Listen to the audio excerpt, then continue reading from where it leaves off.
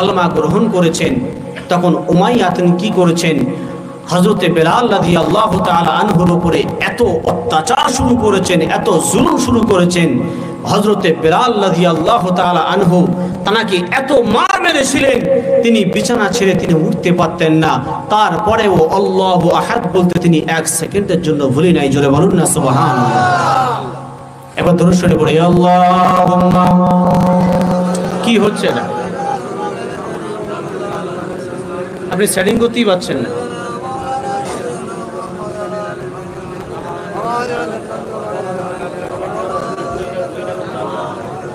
জ্ঞানটা কমান, ইকো বাড়ান, একটু জ্ঞানটা কমিয়ে দেন। একদিন তোমারি নাম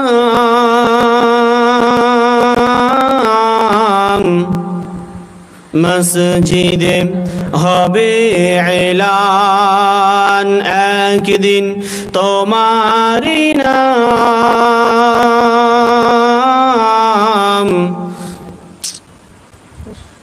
দরুদ শরীফ পড়েন, আল্লাহুম্মা।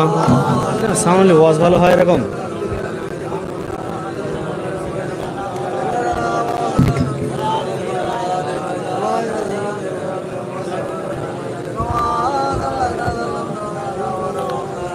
وعلى آل سيدنا إبراهيم إنك حميد مجيد।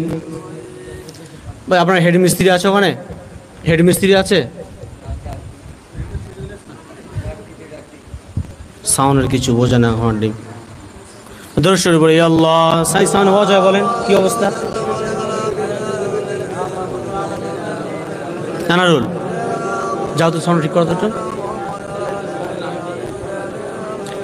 أولادي ذريتي وأزواجي وأصحابي أمتي أجمعين كما صليت وسلمت وباركت ورحمت على سيدنا إبراهيم وعلى آل سيدنا إبراهيم إنك حميد مجيد اللهم صل وسلم بارك على عبدك رسول الكريم رحمة للعالمين شافي المذنبين سيدنا مولانا نبينا محمد وأهل البيت أولاد ذريته وأزواجه وصحبه أمته أجمعين كما صليت وسلمت وباركت ورحمت على سيدنا إبراهيم وعلى آل سيدنا إبراهيم إنك حميد مجيد اللهم صل وسلم بارك على साउंड तो चेपी थी लगा है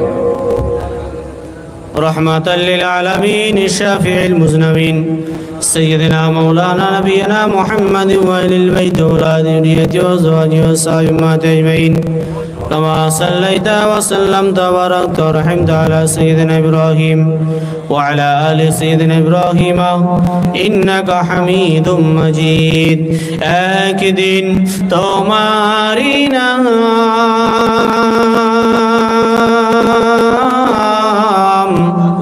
মসজিদে হবে এলান একদিন তোমারি নাম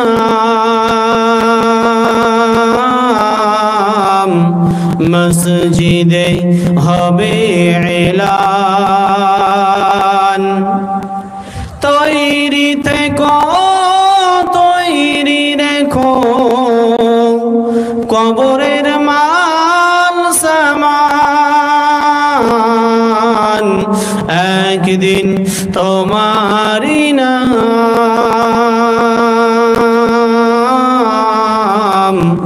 মসজিদে হবে এলান একদিন তোমারি নাম মসজিদে হবে এলান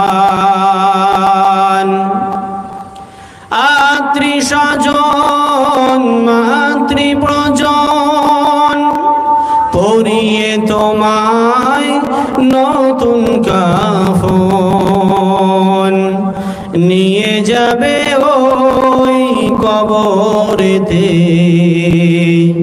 থাকবে না কেউ আপন একদিন তোমারি নাম মসজিদে হবে এলান একদিন তো তোমারি নাম মসজিদে হবে এলান দরুদ আল্লাহুম্মা সাল্লি ওয়া সাল্লিম বারিক আলা আবদিকা রাসূলিল কারীম سيدنا مولانا نبينا محمد وآل البيت وأولاد ذريته وأزواجه وصحبه أجمعين كما صليت وسلمت وباركت ورحمت على سيدنا إبراهيم وعلى آل سيدنا إبراهيم إنك حميد مجيد আমার দিকে মতওয়াজ্জহ নেবার সাউন্ড যাই হোক দেখা দরকার নেই সাউন্ড ভালো হচ্ছে না আজকে গোড়াটা বাড়া বাজবে যাই হোক উনি সেটিং করতে পারছেন না আমাদের একটু মতওয়াজ্জহ হন যে কথা বলছিলাম প্রত্যেকটা রসুল প্রত্যেকটা সাহাবা এই যুগে প্রত্যেকটা আল্লাহর আউলিয়া বান্দারা আল্লাহর খাস মাহবুব বান্দারা এই কোরআনের পিছনে তানারা পড়ে কোরআনের আইনটাকে দুনিয়ার জমিনে ছড়ানোর জন্য দিন রাত তানারা সমান করে দিয়েছিলেন জোরে বলুন সুবহানাল্লাহ যারা সদরে এই কোরআনটাকে নিজের আপন করে নিয়েছিলেন নিজের সঙ্গী করে নিয়েছিলেন প্রত্যেকটা ক্ষেত্রে প্রত্যেকটা যুগে যুগে প্রত্যেকটা সাহাবীদের উপরে অত্যাচার হয়েছে প্রত্যেকটা আউলিয়া বান্দাদের উপরে অত্যাচার হয়েছে কথা ঠিক না বেঠিক কথা জোরে বলুন ঠিক না বেঠিক আমি এক একটা প্রমাণ দিয়ে যাব ইনশাআল্লাহ আমার ভাইজানেরা একটু গভীর মনোযোগ দিয়ে শুনে রেখে দিন বাবা যে কথা আপনাদেরকে বোঝাতে চাইছিলাম হাবশী বেলাল রাদিয়াল্লাহু তাআলা আনহু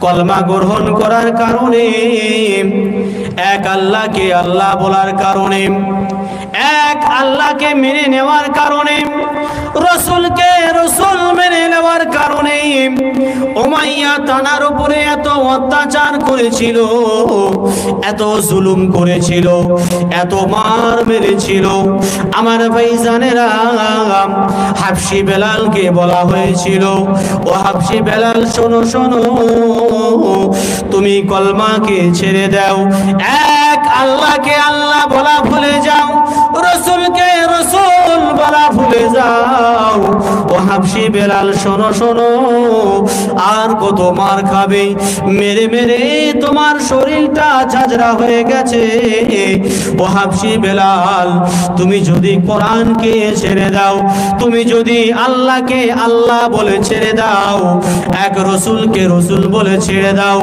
আমি কথা দিলাম তোমাকে বেকসুর তোমাকে খালাস করে দেব ও ভাইজানেরা ঈমানের পাওয়ারটা কেমন দেখুন ঈমানদার কারে বলে দেখুন হাবশী বেলাল রাদিয়াল্লাহু তাআলা আনহু চিৎকার দিয়ে বলেছিলেন ও মালিক শোনো শোনো শোনো আমার জিন্দা যদি দাফন করে দাও জীবিত যদি কবর দিয়ে দাও আমাকে যদি শেষ করে দাও আমাকে যদি পিটে পিটে যদি মেরে দাও আমি যাকে আল্লাহ বলে মেনে নিয়েছি রাসূলকে রাসূল বলে মেনে নিয়েছি কোরআনকে নিজের আপন করে নিয়েছি মরণের আগ পর্যন্ত হলেও আমি কলমাকে ছাড়তে পারবো না আরেকটু জোরে হবে না সুবহানাল্লাহ ও ভাইজানেরা আমরা সকলে ইতিহাস জানি হাবশী বেলাল রাদিয়াল্লাহু তাআলা আনহুকে ওই উত্তপ্ত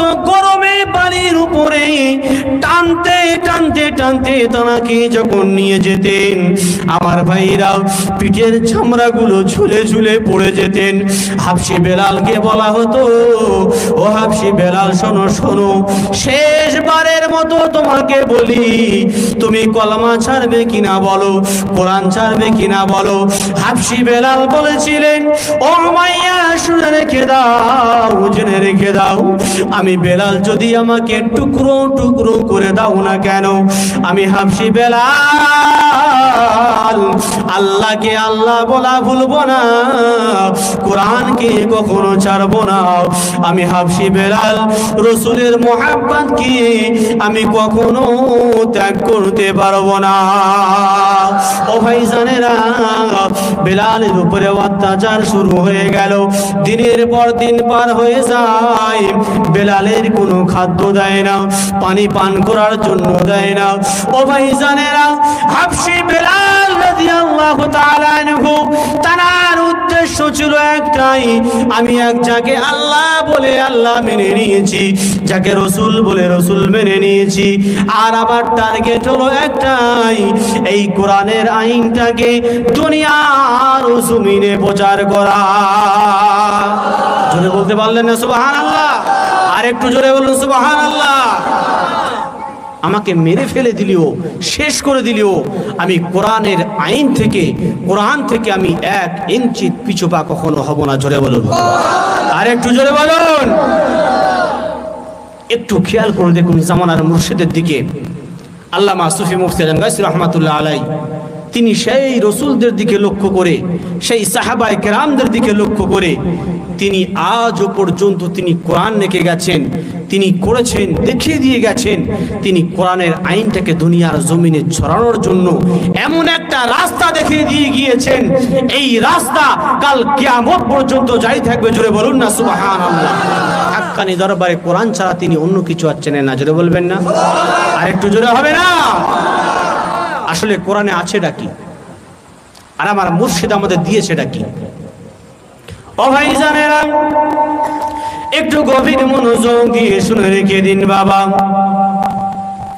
আল্লাহ পাক আল্লাহ তাআলা পবিত্র কোরআনে বলেন, ওয়া নুনাজ্জিলু মিনাল কুরআনি মা হুয়া শিফাউ ওয়া রাহমাতুল লিল মুমিনিন।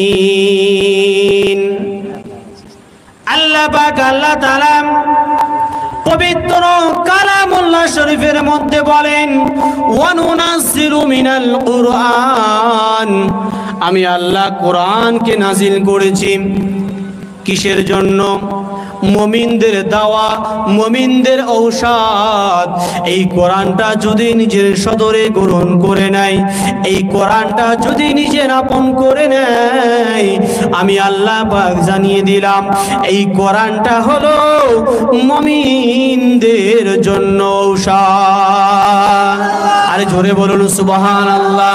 ও ভাইজানেরা, জামানার মুর্শিদ আল্লামা সুফি মুফতি আজান গাজী রাহমাতুল্লাহ আলাইহি তিনি এমন একটা নিয়ম জারি করে দিয়ে গেছেন, এই নিয়মটা কাল কিয়ামত পর্যন্ত জারি থাকবে, যার নাম হলো হাক্কানি ওজিফা। জোরে বলুন, আর একটু জোরে বলুন। সামান্য একটু কথা বলে শুনে রাখুন, এই নুরানি কোরআনি ওজিফাটা জামানার মুর্শিদ আমাদেরকে কেন দিয়েছেন, কিসের জন্য দিয়েছেন? ও ভাইজানেরা, তিনি কোরআন রিসার্চ করে করে, হাদিসটাকে রিসার্চ করে করে আজকে মাত্র কয়েকটা কোরআন থেকে সূরা নিয়ে আমাদেরকে দিয়েছেন। বাবারা, নামাজের পরে যদি এই সামান্যতম ওজিফা যদি আমল করতে পারো, আল্লাহর রাসূল যে কথাগুলো বলে গেছেন, আমি জামানার মুর্শিদ সেই কথাগুলোকে ফলো করে আজকে দুনিয়ার মানুষের দিকে, দুনিয়ার মানুষের কল্যাণের জন্য, দুনিয়ার মানুষের ভালাইয়ের জন্য আমি জামানার মুর্শিদ এই কোরআনটাকে দুনিয়ার জমিনে প্রচার করে যায়। আর একটু জোরে বলুন না সুবহানাল্লাহ। তিনি ওজিফা পড়লে কি দেবেন? আল্লাহ রাসূল সাল্লাল্লাহু তাআলা আলাইহি ওয়াসাল্লাম বলেছেন,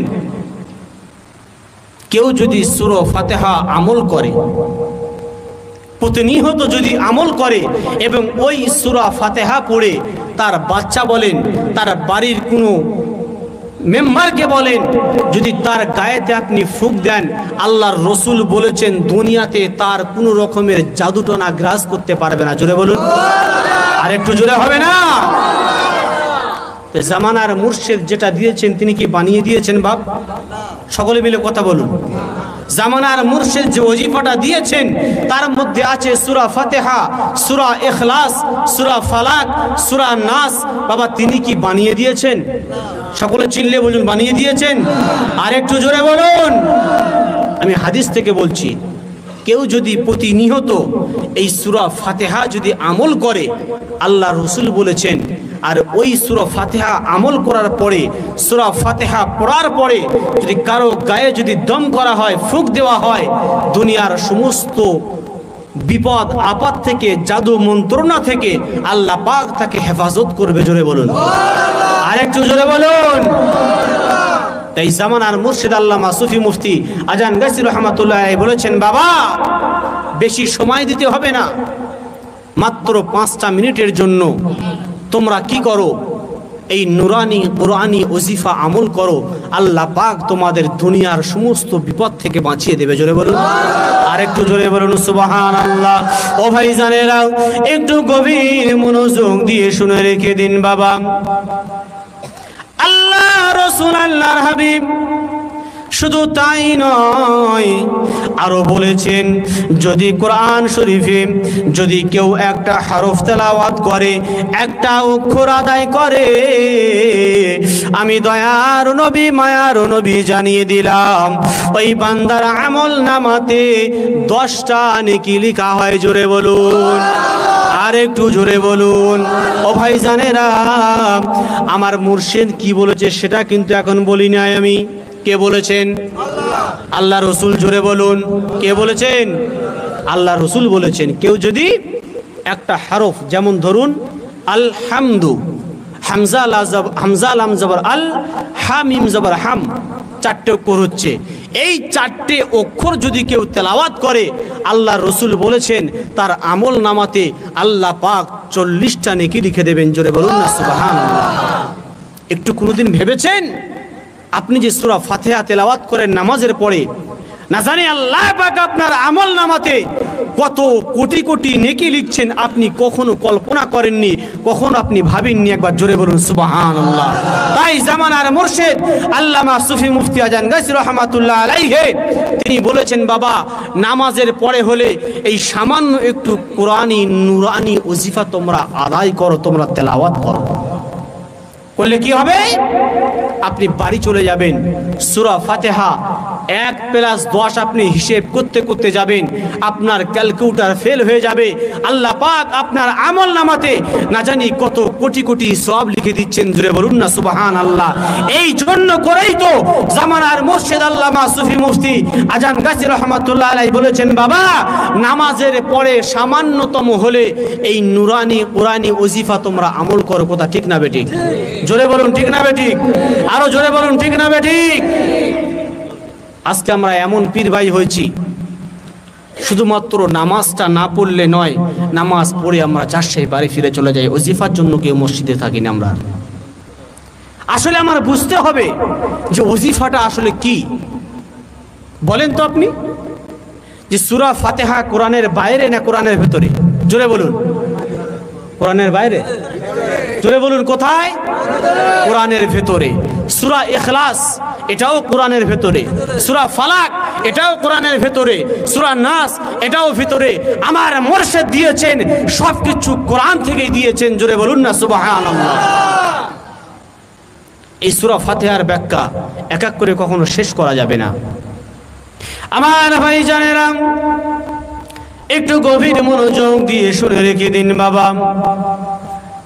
আল্লাহর নবী আল্লাহর হাবিব এক সময় সাহাবাদের দিকে লক্ষ্য করে বলেন, ও আমার সাহাবারা শোনো শোনো শোনো, আমি দয়ার নবী জানিয়ে দিলাম, আমি মায়ার নবী জানিয়ে দিলাম, সারা দিনে কেউ যদি সূরা ফাতিহা 10, সূরা ইখলাস 10 বার তেলাওয়াত করে, বিশ্ব নবী জানিয়ে দিলেন, কেউ যদি সারাটা দিনে সূরা ইখলাস 10 বার তেলাওয়াত করে, আল্লাহ পাক আল্লাহ তাআলা ওই বান্দার জন্য জান্নাতে একটা সুন্দর মহল তৈরি করে দেবে। কে বলেছেন? আল্লাহর রাসূল বলেছেন। জোরে বলুন সুবহানাল্লাহ। আমার কথা বুঝতে কি অসুবিধা হচ্ছে বাপ? সাড়া দিচ্ছেন না কেন? আল্লাহর রসুল বলেছেন কেউ যদি সারাটা দিনে সূরা ইখলাস অর্থাৎ কুল হু আল্লাহু আহাদ আল্লাহু সামাদ লাম ইয়ালিদ ওয়া লাম ইউলাদ ওয়া লাম ইয়াকুল লাহু কুফুয়ান আহাদ 10 বার যদি তেলাওয়াত করে আল্লাহ পাক তার জন্য জান্নাতে সুন্দর মহল করে দেবেন। আর একটু জোরে হবে না সুবহানাল্লাহ। জামানার মুর্শিদ আল্লামা সুফি মুফতি আজান গাছি রহমাতুল্লাহ আলাইহি ওই রাসূলের হাদিসের দিকে ফলো করেছেন, রাসূলের হাদিসের দিকে লক্ষ্য করেছেন। তিনি দরবারটাকে এমন একটা সিস্টেমে তৈরি করেছেন, ও ভাই জানেরা, এমন সুন্দর একটা আমল দিয়েছেন যাতে করে এই আমলটা কাল কিয়ামত পর্যন্ত থাকবে। জোরে বলুন, আর একটু জোরে বলুন। কিয়ামত পর্যন্ত থাকবে কোরআন, আর কিয়ামত পর্যন্ত থাকবে এই সূরা ফাতিহা আর এই সূরা ইখলাস। একবার চিৎকার দিয়ে বলুন সুবহানাল্লাহ। ও ভাই জানেরা, একটু গভীর মনোযোগ দিয়ে শুনে রেখে দিন বাবা। জামানার মুর্শিদ যিনি আমাদেরকে ওজিফা দিয়েছেন, বলেন তো ফজরের নামাজের পরে কবার তেলাওয়াত করি? ফজরের নামাজ পড়ে কবার? 5 বার পড়েন আপনারা? আমরা পড়ি 15 বার। কবার বললাম? 15 বার। আপনি হিসেব করেন যে আল্লামা সুফি মুফতি আজান গাছি রহমাতুল্লাহ আলাইহি এই যে কোরআন থেকে যে আমাদেরকে ওজিফা দিয়েছেন, আসলে তিনি কিসের জন্য দিয়েছেন, তিনি কেন দিয়েছেন, আমরা একটু যদি চিন্তা করি আমার ভাইরা, আমাদের মানে এর ব্যাখ্যা যদি করা যায় শেষ করা যাবে না কখনো। আসলে তিনি তো আমার মন করা দেননি, তিনি তার ইচ্ছা মতো দেননি, তিনি দিয়েছেন আল্লাহর হুকুম অনুযায়ী এবং রসুলের হুকুম অনুযায়ী। জোরে বলুন সুবহানাল্লাহ। রসুল কি বলেছেন? যে কেউ যদি সারাটা দিনে, কথাটা ভালো করে বুঝুন, কেউ যদি সারাটা দিনে সূরা ইখলাস 10 বার তেলাওয়াত করে, আল্লাহ রসুল বলেছেন ওই বান্দার জন্য জান্নাতে সুন্দর একটা মহল করে দেবেন। কে করে দেবেন? আল্লাহ একটা সুন্দর মহল তৈরি করে দেবেন। জোরে বলুন না সুবহানাল্লাহ।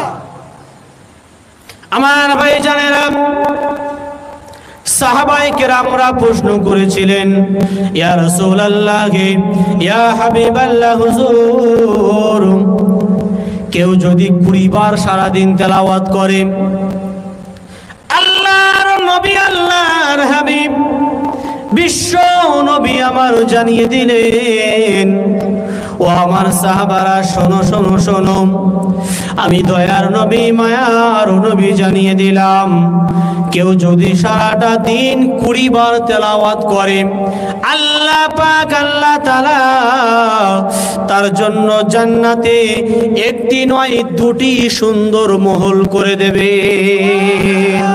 সাহাবায়ে কেরামরা আবার প্রশ্ন করেছিলেন, ইয়া রাসূলুল্লাহ, ইয়া হাবিবাল্লাহ হুজুর, কেউ যদি সারাটা দিন 30 বার তেলাওয়াত করে, 60 বার তেলাওয়াত করে, আল্লাহর নবী বলেছিলেন, ও আমার সাহাবারা শোনো শোনো, আমি দয়ার নবী জানিয়ে দিলাম, আমি মায়ার নবী জানিয়ে দিলাম, 10-10টার বিনিময়ে আল্লাহ পাক আল্লাহ তাআলা জান্নাতে এমন একটা সুন্দর মহল করে দেবে। সারাদিনে যতবার আপনি পড়বেন, 10, 20, 30, 40, 50, 60, যদি কেউ তেলাওয়াত করেছে, 60 বার যদি কেউ তেলাওয়াত করে, বলেন তো সূরা ফাতিহা সারা দিনে 60 বার তেলাওয়াত করা সম্ভব না অসম্ভব? জোরে বলুন, সম্ভব না অসম্ভব? সম্ভব। আল্লাহর রাসূল বলেছেন সারা দিনে 60 বার তেলাওয়াত করলে আল্লাহ পাক তার আমলনামায়, আল্লাহ পাক তার জন্য জান্নাতে 6টি মহল করে দেবেন। জোরে বলবেন না? আর একটু জোরে হবে না? জামানার মুর্শিদ এই যে ছোট্টতম একটা নুরানি কোরআনী ওজিফা দিয়েছেন, ভাই হাসি খেলার জন্য দেননি, তামাশা করার জন্য দেননি, যে নামাজ পড়বই সেজদা দিয়ে চট করে বাড়ি চলে যাবো, এর জন্য নয়। আল্লামা আজান গাছি রহমাতুল্লাহ আলাইহি দিয়েছেন, বাবা এই ছোট্টতম কোরআনী নুরানি ওজিফা আমল করো, মরণের আগে তোমার আমল নামায় লাখ লাখ কোটি কোটি নেকি উপার্জন করে নিয়ে যাও। জোরে হবে না সুবহানাল্লাহ? শুধু এই পর্যন্ত বলে ক্ষান্ত হননি, আমি আল্লাহর রসুল, আল্লাহর হাবিব, আমি শুধু আপনাদের বোঝাতে চাইছি যে আসলে আমার মুর্শিদ আমাদেরকে ওজিফা দিয়েছেন কেন, আর এই কোরআন সম্বন্ধে আল্লাহর রসুল কি কি বলে গেছেন। আমার ভাই জানেরা, এক সময় আল্লাহর নবী, আল্লাহর হাবিব সাহাবাদের দিকে লক্ষ্য করে বলেন, ও আমার সাহাবারা, শোনো শোনো শোনো, আমি দয়ার নবী, দয়ার রসুল জানিয়ে দিলাম, তোমরা কোরআনের হক আদায় করেছো। সাহাবায়ে কেরামরা প্রশ্ন করেছিলেন, ইয়া রাসূলুল্লাহ, ইয়া হাবিবাল্লাহ, হুজুর, কোরআনের হক তো আদায় করতে গেলে কোরআন খতম করতে হবে, তাহলে একটা মানুষ কি করে একদিনে কোরআন খতম করবে? আল্লাহর নবী, আল্লাহর হাবিব, জগৎ গুরু আমার জানিয়ে দিলেন, আমি দয়ার নবী, মায়ার নবী জানিয়ে দিলাম, তোমরা ঘুমানোর আগে পর্যন্ত, বিছানায় শয়ন হওয়ার আগ পর্যন্ত কোরআনের হকটা আদায় করেছো। আল্লাহ রসুলকে প্রশ্ন করেছিলেন, ইয়া রাসূলুল্লাহ, ইয়া হাবিবাল্লাহ, হুজুর, কোরআনের হকটা কেমন করে আদায় করব? আল্লাহর নবী, আল্লাহর হাবিব জানিয়ে দিলেন, কেউ যদি 3 বার সূরা ইখলাস তেলাওয়াত করে, আল্লাহর নবী বলেন, ওই বান্দার আমলনামাতে এক খতম কোরআন শরীফ যে খতম করলে সওয়াব পাওয়া যায়, আল্লাহর নবী জানিয়ে দিলেন, এক খতম কোরআন খতম করার সওয়াব ওই বান্দার আমলনামাতে আমার আল্লাহ পাক লিখে দেবেন। জোরে বলুন সুবহানাল্লাহ। কি বলেছেন? যে কেউ যদি 3 বার সূরা ইখলাস তেলাওয়াত করে, এক খতম কোরআন তেলাওয়াত করলে যে সওয়াব পাওয়া যায়, ওই বান্দার আমলনামাতে এক খতম সওয়াব লিখে দেবেন। জোরে বলুন না সুবহানাল্লাহ। কে বলেছেন? আল্লাহ রসুল বলেছেন। জামানার মুর্শিদ আল্লামা সুফি মুফতি আজান গায়সী রাহমাতুল্লাহ আলাই, তিনি এই কথাটাই বলছেন, বাবা তোমরা কোরআন তেলাওয়াত করো, কি করো না, বেশি বেশি করে তোমরা সূরা ইখলাস তেলাওয়াত করো। জোরে বলবেন না? আর একটু জোরে হবে না সুবহানাল্লাহ? আমি আপনাদেরকে যে কথাটা বোঝাতে চাইছিলাম, যে আল্লামা আজান গায়সী রাহমাতুল্লাহ আলাইহি তিনি যে এই যে নুরানি কোরআনী ওজিফা দিয়েছেন, এর মধ্যে আছে সূরা ফাতিহা, সূরা ইখলাস, সূরা ফালাক, সূরা নাস। একটু হিসাব করে দেখেন তো, আমরা যারা সেই মুর্শিদের আইন অনুযায়ী চলি, সারাদিনে সূরা ইখলাস কবার তেলাওয়াত করি? আপনারা কবার পড়েন আমি জানি না, আমাদের দিকে পড়া হয় ফজরের নামাজ পড়ে সূরা ইখলাস 15 বার। কবার বললাম? হিসাব করেন। যোহরের নামাজের পরে সূরা ইখলাস 3 বার। কবার হলো? কত হলো? 18। আসরের নামাজের পরে 3 বার। কত হলো? 21। মাগরিবের নামাজের পরে 3 বার। কবার হলো? 24। এশার নামাজে 9 বার। কত হচ্ছে? যেটা বলবেন না? 33।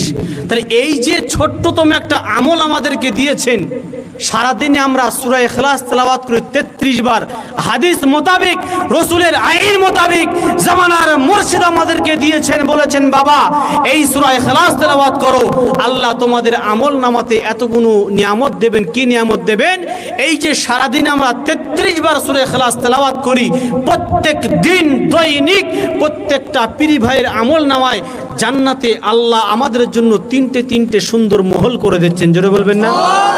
আর একটু জোরে হবে না? কিরকম মহল? বলা হয়েছে ওই বান্দার নামে খাস করে স্টাম্প মেরে দেওয়া হবে। আচ্ছা বলেন, ধরেন এই একটা বাড়ি, আচ্ছা বলেন এই বাড়ির মালিক ঘর ছেড়ে দিয়ে 5 বছর হোক 10 বছর হোক বিদেশে গিয়ে আছে। আচ্ছা ওই মালিক যদি 10 বছর এই বাড়িতে না ফেরে, পাশের বাড়ি দেখবেন না ছাগল বাঁধবে না গরু বাঁধবে, বাঁধতে বাঁধতে বাঁধতে একদিন দখল করার চেষ্টা করবে। কথা ঠিক না বেটি? ঠিক তদ্রূপ আল্লাহর রসুল বলছেন, ওই রকম ঘর নয়, এমন ওই বান্দার নামে স্টাম্প করে দেওয়া হবে, কেউ কখনো দখল করতে পারবে না। জোরে বলুন না সুবহানাল্লাহ। এবার আমি আসি যে আল্লাহ পাক পবিত্র কালামুল্লাহ শরীফের মধ্যে সূরা ফালাক এবং সূরা নাস কেন দিয়েছেন? আমরা শুনেছি বক্তাদের বক্তব্যের মধ্যে আমরা শুনেছি যে আল্লাহর রসুলকে একসময় জাদু করা হয়েছিল। কথা ঠিক না বেটি? জাদু করা হয়েছিল। আমি শুধু আপনাদেরকে বোঝাতে চাইছি এটাই, যে জামানার মুর্শিদ হযরত আল্লামা সুফি মুফতি আজান গাছী রহমতুল্লাহ আলাইহি তিনি যে এই নুরানি কুরআনি ওজিফাটা আমল করতে বলেছেন, এটাই হলো কোরআনের হুকুম। আর এই আমল যারা করবেন দৈনিক আল্লাহ পাক তাদের আমল নামায় কোটি কোটি নেকি লিপিত করে দেবেন। জোরে বলুন না সুবহানাল্লাহ। আমরা শুনেছি যে আল্লাহ রসুলকে একসময় জাদু করা হয়েছিল। আল্লাহ রসুলকে খবের মাধ্যম দিয়ে জানানো হয়েছে যে রাসূলুল্লাহ ইয়া হাবিবাল্লাহ, অমুক কুয়ার মধ্যে আপনার চুলটাকে নিয়ে গিট বেঁধে আপনার জাদু করেছে। যতক্ষণ না আপনি ওই চুলটা তুলবেন ততক্ষণ আপনার রোগ ভালো হবে না। আল্লাহ পাকের হুকুম হয়ে গেল, চুল সংক্ষেপে বলছি, চুল তোলা হয়ে গেল। আল্লাহ পাক এই সূরা ফালাক আর সূরা নাস অবতীর্ণ করেছেন। চুলের গিট ছিল 11টি, আর সূরা ফালাক আর সূরা নাসের আয়াত হচ্ছে 11টি। এক একটা আয়াত পরে এক একটা গিট খুলে যায়। জোরে বলুন না সুবহানাল্লাহ। আর একটু জোরে বলুন সুবহানাল্লাহ। 11টি গিট খোলা হয়ে গেল, আল্লাহর রসুল সম্পূর্ণ সুস্থ হয়ে গেলেন। জোরে বলুন না সুবহানাল্লাহ। সেই জন্য করে আল্লাহ রসুল আল্লাহর হাবিব বলে গেছেন যে কেউ যদি এই সূরা ফালাক এবং সূরা নাস আমল করতে পারে, যদি তারা আমল করে দুনিয়াতে চলতে পারে, তাহলে দুনিয়াতে কেউ কাউকে কখনো জাদুটোনা করতে পারবে না। জোরে বলুন, আর একটু জোরে বলুন সুবহানাল্লাহ। জামানার মুর্শিদ আল্লামা সুফি মুফতি আজান গাছী রহমতুল্লাহ আলাইহি তিনি যে এই নুরানি কুরআনি ওজিফা দিয়েছেন, এটাই হলো সম্পূর্ণ কোরআনের একটি অংশ। আর এটা দিয়েছেন এই জন্য করে যাতে করে হাজার হাজার মুরিদগণ আমল করবে আর জান্নাতে যাওয়ার তাদের পথটা সোজা হয়ে যাবে। জোরে বলুন না সুবহানাল্লাহ।